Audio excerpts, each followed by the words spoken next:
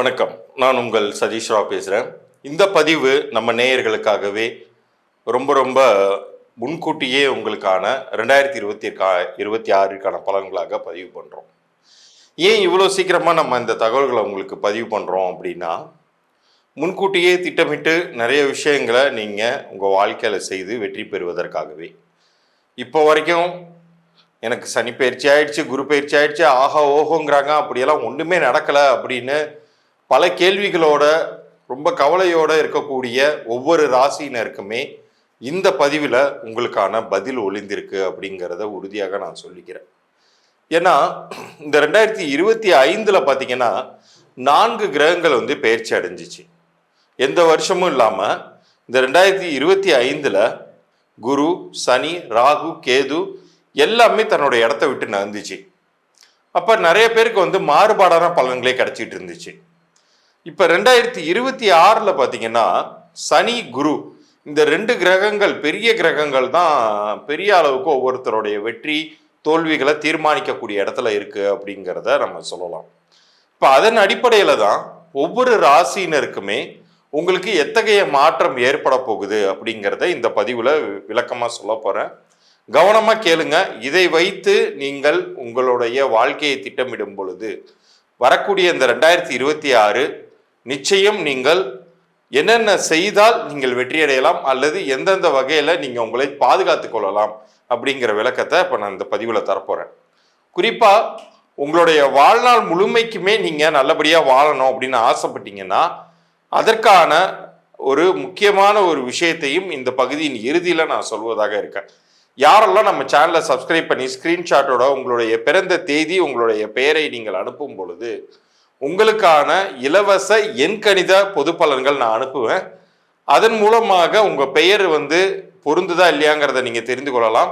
அது ஏன் தெரிஞ்சுக்கணும் அப்படிங்கிறதெல்லாம் இந்த பகுதியின் இறுதியில் நான் உங்களுக்கு சொல்கிறேன். இப்போ பகுதிக்குள்ளார போகலாம்.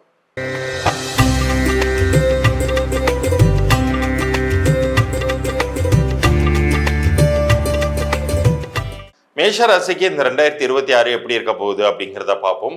செவ்வாயின் ஆதிக்கம் கொண்ட உங்களுக்கு 2025 7.5 சனி ஆரம்பிச்சிருச்சு அப்படின்னு சொல்லிட்டு ஒரு பயமுறுத்தி இருப்பாங்க.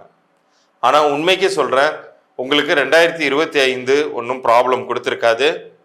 அப்படி ஒரு வேளை அதில் ப்ராப்ளம் நீங்கள் ஃபேஸ் பண்ணியிருந்தீங்கன்னா 2026 அந்த ப்ராப்ளம் எதுவுமே இல்லாமல் ஒரு சேஃபாக நீங்கள் கடந்து போகக்கூடிய அளவில் தான் கிரகங்கள் செயல்பட போகுது.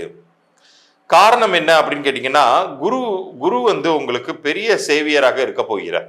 இந்த 2026 அவர் 4ஆம் வீட்டிற்கு வரப்போகிறார். குரு இந்த வருடம் முதல் 3 மாதங்கள் போன பிறகு கேந்திரஸ்தானம் அப்படின்னு சொல்லக்கூடிய இடமான 4ஆம் வீட்டிற்கு, சுகஸ்தானம்னு கூட சொல்லுவோம், அந்த வீட்டிற்கு குரு வரும் பொழுது மிகப்பெரிய நல்ல பாக்கியங்களை உங்களுக்கு தரப்போகிறார். அப்போ 7.5 சனி என்ன சார் பண்ணும் அப்படின்னு கேட்டிங்கன்னா, எஸ் ஒத்துக்கிறேன், சனி 12ஆம் வீட்டில் இருந்து தான் பலன் தராரு. உங்களுக்கு 7.5 சனியெல்லாம் இருக்குதான். காரிய தடைகள் அப்படிங்கிறது ஏற்படாது, காரிய தாமதம் அப்படிங்கிறது ஏற்படும். இப்போ காரிய தடை அப்படிங்கிறது என்னன்னு கேட்டிங்கன்னா, எந்த ஒரு விஷயத்தை எடுத்து வைத்தாலும் அடி எடுத்து வைத்தாலும் அது முழுசாக நடந்தே விடாத மாதிரி பண்ணி விட்டுறது, அது காரிய தடை. காரிய தாமதம் அப்படிங்கிறது ஒரு முறையில் சென்று முடிக்க வேண்டிய வேலையை 2 முறை நீங்கள் சென்று முடிக்க வேண்டியது வரும். ஒரு காலதாமதம் ஆகும். ஒரு பேங்க்குக்கே நீங்கள் பர்சனல் லோன் அப்ளை பண்ணுறீங்க, முதல் தடவையிலே உங்களுக்கு கொடுத்துருவாங்களான்னு கேட்டால் ஒரு 2 தடவை அலையணும். பட் உங்களுக்கு கிடைக்குமான்னு கேட்டால் கண்டிப்பாக கிடைக்கும். அது இந்த வருஷத்தை பொறுத்த அளவுக்கு உறுதியாக சொல்லலாம். நீங்கள் கவலைப்பட வேண்டியது 2027 பற்றி தான். இப்போ அதுக்கு ரொம்ப நாள் இருக்குது. ஸோ இந்த 2026 நீங்கள் ஃபுல் ஃபோக்கஸ்டாக இருந்தீங்கன்னா சனி கூட உங்களுக்கு எந்த ஒரு காரியத்தையும் கெடுத்து விட்டுற மாட்டார். கவலையே படாதீங்க. அப்படி வேற ஏதாச்சும் பலன்கள் பார்த்துருந்தாலுமே கூட அதை தயவு செய்து மனசுல இருந்து அகற்றி விடுங்கள். குருவை பொறுத்த அளவுக்கு ஃபோக்கஸ் பண்ணுங்க. குரு முழு சுபர். எப்படியாச்சும் நல்லது செய்து விடலாமா அப்படின்னு நினைக்கக்கூடிய ஒரு கிரகம் தான் குரு. அவரு செவ்வாயின் வீடான மேஷ வீட்டில் அமரும் பொழுது அது குரு மங்கள யோகமாக செயல்பட போகிறது. அப்ப இந்த 2026 என்னென்ன விஷயங்கள் நீங்கள் எதிர்பார்க்கலாம்? அது உத்தியோக உயர்வாக இருக்கலாம், அல்லது வியாபாரம் செய்பவர்களுக்கு வியாபார வளர்ச்சியாக இருக்கலாம், வீட்டில் மங்கள ஓசை கேட்கல, காரிய தடை இருந்துகிட்டு இருந்துச்சு அப்படின்னா அது 2026 மறைந்துவிடும். உங்கள் வீட்டில் கெட்டி மேல சத்தம் கேட்கும், கிரகப்பிரவேசம் பண்ணலாம். இது போன்ற ஒரு எல்லா விதமான மெட்டீரியல் கோல்ஸ், அதை தான் சுகஸ்தானம்னு சொல்றோம். யார் ஒருவருக்கு 4ஆம் வீடு நன்றாக இருக்கிறதோ அவர்களுக்கு தான் வீடு, வண்டி, வாகனம், வாசல் எல்லாமே அமையும். இப்ப அது மாதிரியான இடத்துக்கு குரு வரதுங்கிறது ஒரு பெரிய கொடுப்பனை தானே. அப்ப இந்த 2026 நீங்க வரவேற்கணும். நீங்க வேற எதை நினைச்சும் போட்டு ஒரி பண்ணிக்காதீங்க. நீங்கள் செய்ய வேண்டியது, இப்போ ஒரு ப்ரொமோஷனுக்காக எக்ஸ்பெக்ட் பண்றீங்கன்னா ப்ரொமோஷனுக்கு உங்களை தகுதிப்படுத்திக் கொள்ளுங்கள். அதிகமாக உழைங்க, அல்லது அந்த ப்ரொமோஷனுக்கு தகுந்த எஜுகேஷன் குவாலிஃபிகேஷனை எக்யூப் பண்ணி வச்சுக்கோங்க, கண்டிப்பாக கிடைக்கும். ஒரு புதிய வியாபார வாய்ப்பு வருதா, அதை பயன்படுத்திக்கோங்க, அந்த வியாபாரத்தின் மூலமாக வளர்ச்சி கிடைக்கும். எதை செய்யக்கூடாது, இப்போ ஷேர் ட்ரேடிங்கில் நான் இன்வெஸ்ட் பண்ணுறேன், நான் போய் ஒரு பான்சி ஸ்கீம் இந்த இதில் பணத்தை போட்டால் எனக்கு 18% இன்ட்ரெஸ்ட் கிடைக்குதுன்னு சொல்கிறாங்க சார் அப்படின்னு போயெல்லாம் சிக்கிக்காதீங்க. அதெல்லாம் தான் நெகட்டிவ் எஃபெக்ட். மற்றபடி இந்த ஆண்டு உங்களுக்கு வளமை தரக்கூடிய ஆண்டாகவே அமைகிறது. இவ்வளோ நேரம் நீங்கள் பார்த்தது 2026க்கான பொது பலன்கள். இதில் உங்களுடைய லைஃப் லாங்குக்கும் என் லைஃப் நல்லா இருக்கணும் சார், பெரிய கெடுதல்கள் எதுவும் நிகழ்ந்துடக்கூடாது அப்படின்னு நீங்கள் ஆசைப்பட்டீங்கன்னா உங்களுடைய பிறந்த தேதிக்கும் கூட்டு எண்ணிற்கும் பொருந்தக்கூடிய ஒரு அதிர்ஷ்டகரமான பெயரை நீங்கள் அமைத்து கொள்ள முடியும். ஏன் பெயருக்கு இவ்வளோ இம்பார்ட்டன்ஸ் அப்படின்னா, ஒரு மனிதனுடைய அடையாளமாக வாழ்நாள் முழுவதுமே அவரோட டிராவல் பண்ணக்கூடியது ஒரு பெயர். இப்போ விவேகானந்தர்னு நான் ஒரு பேர் சொல்கிறேன், பேர் சொல்லும் போதே அந்த ஒட்டுமொத்த உருவமே உங்கள் கண்ணுக்கு முன்னாடி நிற்கிது.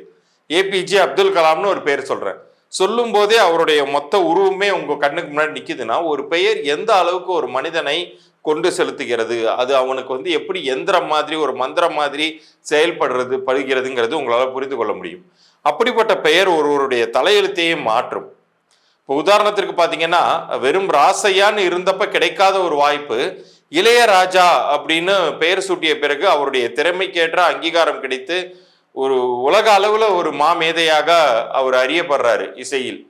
அது போன்ற ஒரு வாய்ப்புங்கிறது உங்களுக்குமே கிடைக்கும். கண்டிப்பாக உங்களுடைய சிரம காலங்கள் அப்படிங்கிறது இந்த 2026லயாச்சும் ஒரு முடிவுக்கு வரட்டுமே.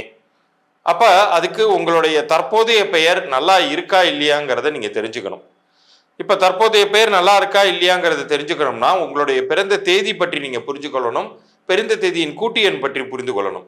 ஸோ நீங்க என்ன பண்றீங்க, உங்களுடைய பிறந்த தேதியும் உங்களுடைய பெயரையும் நீங்க எனக்கு வாட்ஸ்அப் பண்ணுங்க. கீழே தெரிகிற என்னுடைய வாட்ஸ்அப் எண்ணிற்கு நம்ம சேனலை சப்ஸ்கிரைப் பண்ணி ஸ்கிரீன்ஷாட்டோட அனுப்பும்போது நான் ஒரு 3 நாட்களுக்குள்ளார உங்களுக்கான பதில்களை நான் அனுப்பிச்சு வைக்கிறேன். அதுல அந்த பெயர் பொருந்தி இருக்குன்னாலும் வெளிப்படையாக நான் சொல்லிடுவேன். அப்படி பொருந்தலைன்னா என்ன செய்யணும், அப்பதான் நீங்க என்கிட்ட பெய்டு கன்சல்டேஷன் எடுத்துக்கிற மாதிரி இருக்கும். அது ஏன் எடுத்துக்கணுங்கிறது உங்களுக்கான பலன்கள் நான் சொல்லும் போதே நீங்க அதை கம்பேர் பண்ணி பார்த்து புரிஞ்சுக்கலாம்.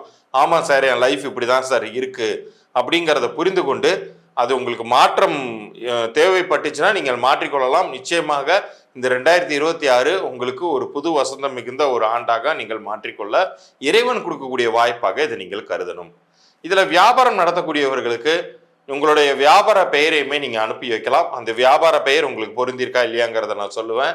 பிறந்த குழந்தைக்கு நீங்கள் பெயர் வச்சிருந்தீங்கன்னா பிறந்த குழந்தையுடைய பிறந்த தேதியும் அவர்களுக்கு நீங்கள் அமைத்த பெயர் இனிஷியலோட எனக்கு நீங்க அனுப்பிச்சு வச்சுட்டு அது பொருந்திருக்கான்னு செக் பண்ணிக்கலாம். இன்னும் பெயரே குழந்தைக்கு அமைக்கலைன்னா பிறந்த தேதி, நேரம், இது 2த்தையும் நீங்க அனுப்பிச்சு வைங்க. உங்களுக்கான பதில் நான் ஒரு 3 நாட்களுக்குள்ளார அனுப்புவேன். முதல் 100 நபர்களுக்கு உடனடியாக என்னால் அனுப்ப முடியும். அடுத்தடுத்து வருபவர்களுக்கு நேரம் கருதி என்னால் முடிந்த வரைக்கும் நான் அனுப்பி வைக்க முயற்சி செய்கிறேன். மீண்டும் அடுத்த பதிவில் சந்திக்கிறேன். நன்றி, வணக்கம்.